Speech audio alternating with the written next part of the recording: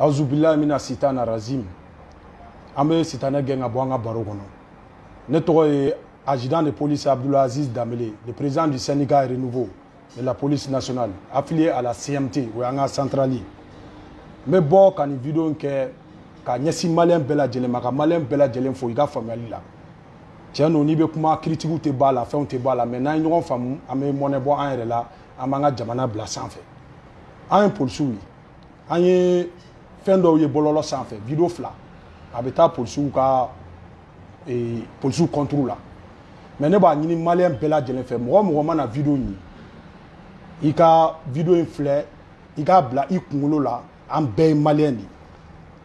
Moi munu ni vidéo inta ka bla bololo sanfɛ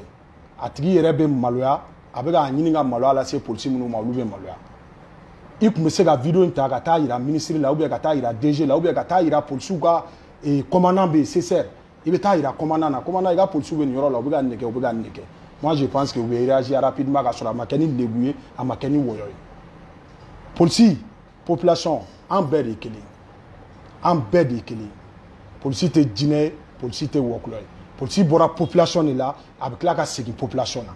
baaraw de ye an bɔ ɲɔgɔn na donc maintenant ne b'a ɲini maliyɛnw bɛɛ fɛ fɛn fɛn mana ɲɛ mana da nin vidéo in kan sanba jo tɛ fɛn dɔ la o tɛ wɛrɛ ci kun bɔ k'a ɲini maliyɛn bɛɛ fɛ maliyɛn bɛɛ ka hakɛto polisiw ma nin situation na wa ne b'a dɔn nin ye jamana yɛrɛ tagabolo de ye nin ye jamana tagabolo de ye bi nin ye polisiw ye sini ye jɔn ye sinikɛnɛ ye jɔn ye anw tɛna kɛlɛ kɛ nin na an tɛna wɔyɔ kɛ nin na an bɛ min fɔ maliyɛnw ye dɔrɔn nin vidéo in kana kɛ sababu ye u ka ɲugu polisiw la vidéo in kana kɛ sababu ye u ka polisiw kɛ kɔfɛtɔfɛn ye ou bien u ka tɔgɔ tiɲɛ ta ka ɲɛsin polisiw ma vidéo in ka filɛ ten dɔrɔn vidéo in ka taa min ye vidéo in bila ale ye maliyɛn ye a bɛ ka minnu filmer maliyɛnw de don jamana wɛrɛ mɔgɔw b'a ye i bɔra n'i yɛrɛ ye ni u b'a fɔ cogo di bamanankan na fini nɔgɔ a bɛ ko so kɔnɔ de mais n'i bɔra n'i yɛrɛ ye i b'i yɛrɛ lamaloya i b'i ka dudenw lamaloya maliyɛnw ne b'a ɲini aw fɛ aw ka polisiw dɛmɛ u ka baara la aw ka na ni confiance ye polisi fɛnɛ ka confiance da yɛrɛ kan maliyɛn fɛnɛ ka confiance da yɛrɛ kan an ka jɛ an ka baara kɛ hali i ka sigida la n'i y'a ye mɔgɔ dɔ bɛ yen a tɛ baara la ou bien i ma faamuyali sɔrɔ a la wuli le commissariat le plus proche i ka taa ɲɛfɔ ye i tɔgɔ tɛ fɔ i jamu tɛ fɔ u b'a interpeller u bɛ na n'a ye u b'a ɲininka a ka fɛnw donc o bɛ kɛ sababu ye ka insécurité kɛlɛ a ye polisilakaw dɛmɛ u ka baara la n bɛ profiter o yɔrɔ la bonya dɔ dara an kan ka sabalibugukaw fo ka kalabankaw fo ka garantibugukaw fo n'o ye n yɛrɛ ka quartier ye o jeunes farala ɲɔgɔn kan ka club des amis sigi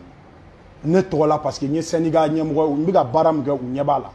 donc o ye bonya belebele de ka fara n ka syndicat jɛkulu kan polisi yɛrɛ kɔnɔna la o ye bonya belebele de mais club in kɔnɔna la quartier wɛrɛw y'an wele k'a ka d'u ye an ka t'u ka club sigi n'ala ye sunkalo ɲuman tɛmɛ an bɛ club in sigi an bɛna activité min daminɛ commune 1 commune 2 commune 3 commune 5 fo commune 6 ka tila ka région fɛ a la an bɛ région don baara in kɔnɔna la baara in tɛ dɔwɛrɛ police proximité parce que minnu ye club in sigi civiliw de don jeunes de don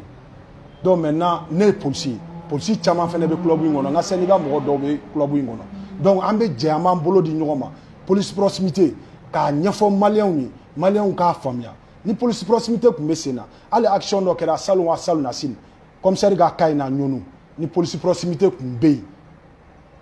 si ye ala ta ye ni ye ala ta ye mais ni police proximité tun bɛ yen je pense que o tun tɛ se ka kɛ donc polisi ni population f'an ka gɛrɛ ɲɔgɔn na an ka ɲɔgɔn na sensibiliser an ka ɲɔgɔn faamuya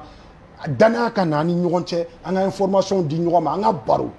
i b'a fɔ ne ka club in na sisan a ka ca ni mɔgɔ 200 ye donc an bɛɛ bɛ groupe kelen kan u b'u hakilina fɔ munna polisiw bɛ nin kɛ munna civiliw bɛ nin kɛ munna nin bɛ kɛ an b'a ɲɛfɔ ɲɔgɔn ye clairement an bɛ ɲɔgɔn faamuya ne kɔni b'a dɔn ni an y'an bolo di ɲɔgɔn ma polisi ni population a bɛ kɛ sababu ye hali insécurité bɛ kɛlɛ donc an yɛrɛ ne ka dans un premier temps an bɛna ni sunkalo tɛmɛna an bɛna coupe da garantibugu ye n'an ye coupe da garantibugu an b'a médiatiser diɲɛ bɛɛ b'a ye donc maintenant ne yɛrɛ de b'o